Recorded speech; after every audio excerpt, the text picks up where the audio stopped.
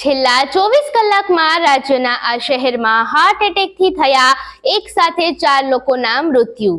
નમસ્કાર, હું છું આપની સાથે સાયમા સૈયદ અને આપ જોઈ રહ્યા છો ન્યૂ ગુજરાતી ન્યૂઝ।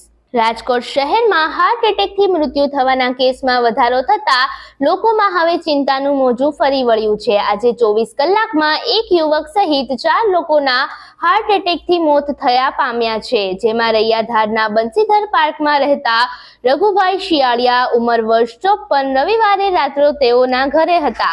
તે દરમિયાન તેઓને અચાનક છાતીમાં દુખાવો થતા તેઓ બેભાન થઈ ગયા હતા, જે બાદ તેમના પરિવારજનો દ્વારા તેઓને તાત્કાલિક સારવાર અર્થે હોસ્પિટલ ખસેડાયા હતા, જ્યાં ફરજ પર હાજર તબીબે તેઓને મૃત જાહેર કર્યા હતા। રઘુભાઈને પરિવારમાં 4 બહેન તેમજ 4 મોટા ભાઈ હતા, તેમજ તેઓને એક પુત્રી અને 2 પુત્ર પણ છે।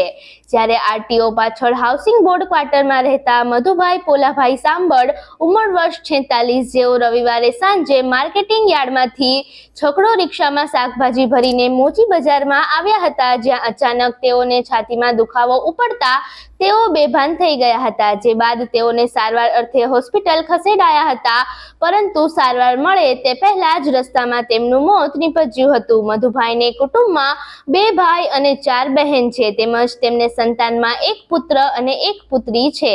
જ્યારે ત્રીજા બનાવમાં રાજકોટ શહેરના 80 ફૂટ રોડ પર ઉમાકાંત પંડિત ઉદ્યોગનગરમાં રહેતા રમેશભાઈ જીવરાજભાઈ અમીપરા ઉંમર વર્ષ 55 સોમવારે ઉમાકાંત ઉદ્યોગનગર ખાતે આવેલ તેઓના કારખાને બેઠા હતા, જે બાદ તેઓ ઢળી પડ્યા હતા અને તેઓનું મોત નીપજ્યું હતું। ચોથા બનાવમાં મધ્યપ્રદેશના વતની કાંતિલાલ મેઘવાળ ઉંમર વર્ષ 36 ગાડીમાં ફ્રૂટ ભરીને મધ્યપ્રદેશથી રાજકોટ મેંગો માર્કેટમાં વેપાર ધંધાર્થે આવ્યા હતા, ત્યારે રવિવારે રાત્રે તેઓ સૂતા હતા, તે દરમિયાન ડ્રાઈવરે જગાડતા તે ઉઠ્યા ન હતા, જે બાદ તેમને સારવાર અર્થે ખસેડતા ડોક્ટરે તેમને મૃત જાહેર કર્યા હતા।